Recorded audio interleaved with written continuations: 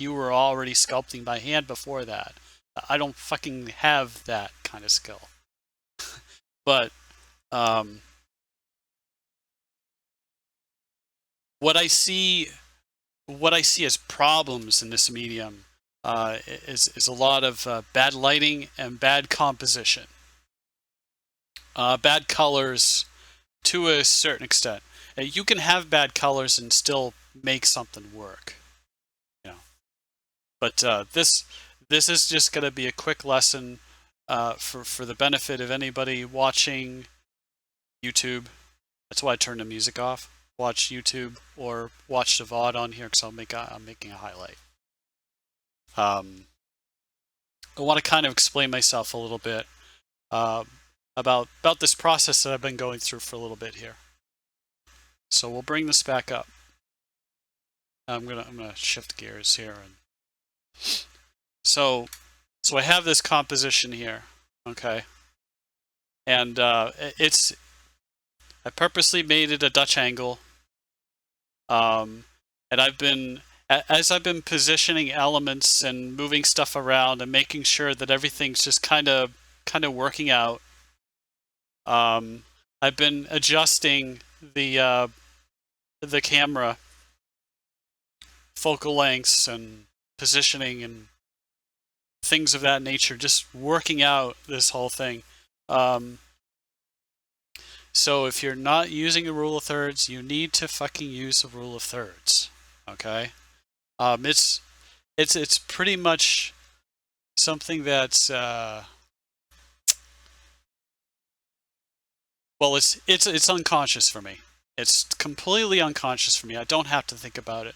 I can settle on what I want to do, compose the scene, and get the camera positioned in a way I think it should be, and I'm pretty close.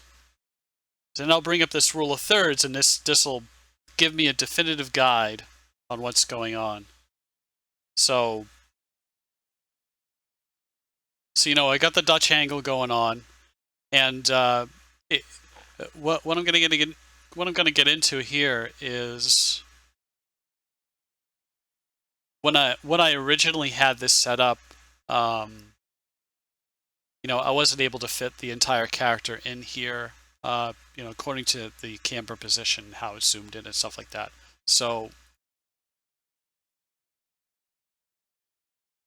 I could just do one of these here. How much did I move stuff around? So I better go back to where I left it here.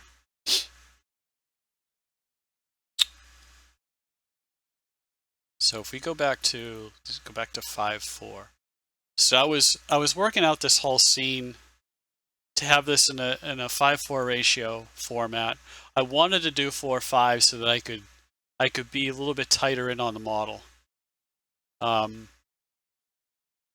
But especially like with a Dutch angle like this, you have to really think about not only where the focus is, what the subject is, what the focus is, and also what kind of white space you're dealing with. So I worked out the pose, and I kept moving the camera around here and there, just kind of adjust things and kind of move the environment around, and you know, get things kind of lined up. So excuse me. I had it kind of worked out to where her arm over here is pretty much in line with this. And again, this was an unconscious thing. I was not even thinking about it.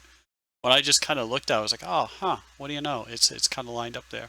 But there are these lines, and you kind of want to follow these lines. You know, you got, like, you have this right arm going down over here, and that's following this line here pretty closely. Same thing with this here.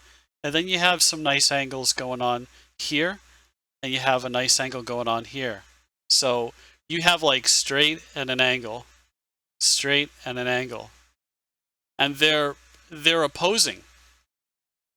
Again, this is something that's just I just come up with it, you know, because I've been doing it for so long, and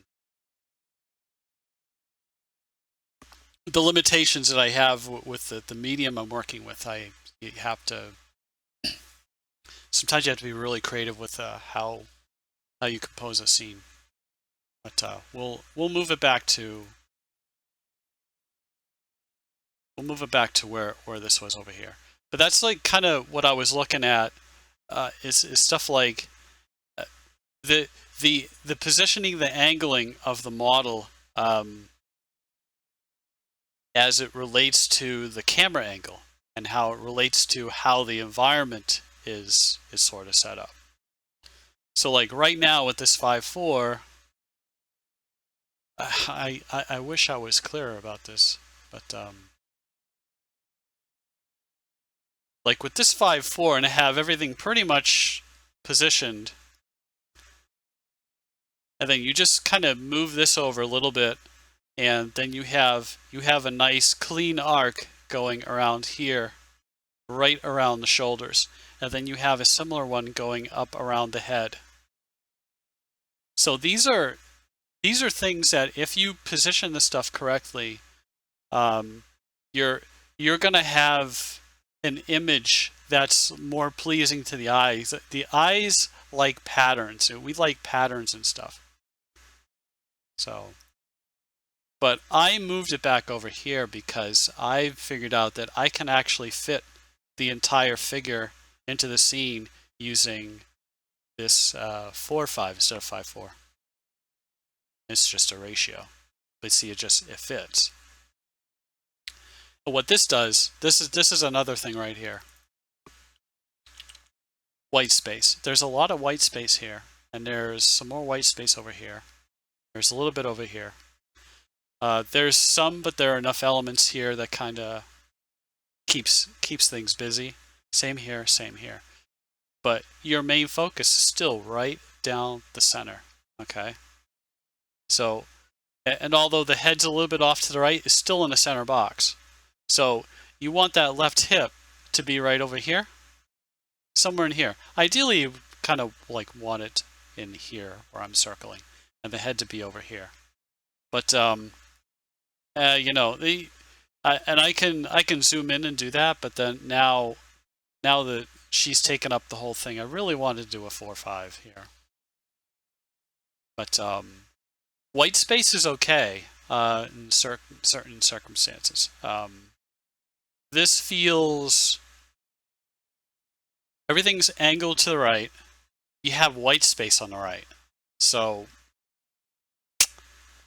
that's really what's been bothering me with this.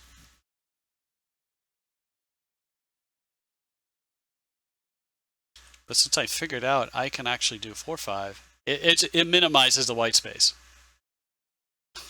You know? And you know, again, like if my OCD is saying that I really want this door to more effectively frame the shoulders, I can do that. Okay? And I might actually just leave it that way. This is all just kind of stuff that you work out. But you can move it back. You actually eliminate some white space. So this is kind of, how do I explain this? It's like it's like a slow dance as you're like trying to work things out. Now I did actually see another thing. I might actually cheat a little bit with this. Is what I can do with this is I can pull the environment in just a little bit more. And that actually, there's a little bit of space over here. If I fill that space in, then you know you still have a feeling that things are angling out and around. But now you've reduced your white space. So it's just I don't know. This is kind of a bad highlight. I just wanted to kind of explain this process, how it kind of work through this thing. But yeah, for the benefit of the highlight, I was working out this positioning for, I don't know, a good half hour or so.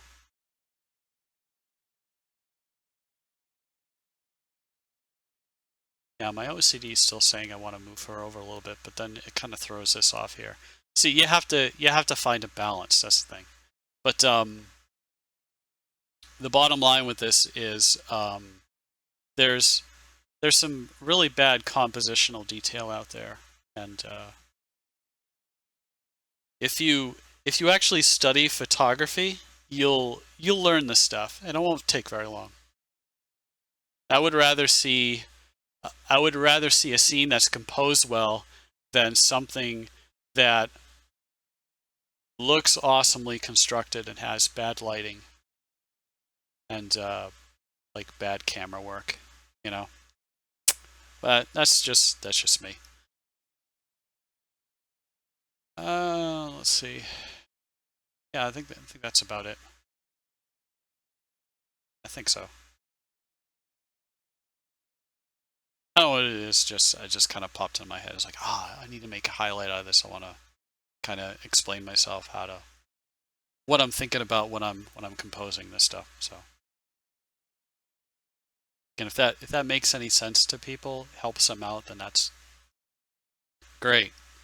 And I have oh, I don't think that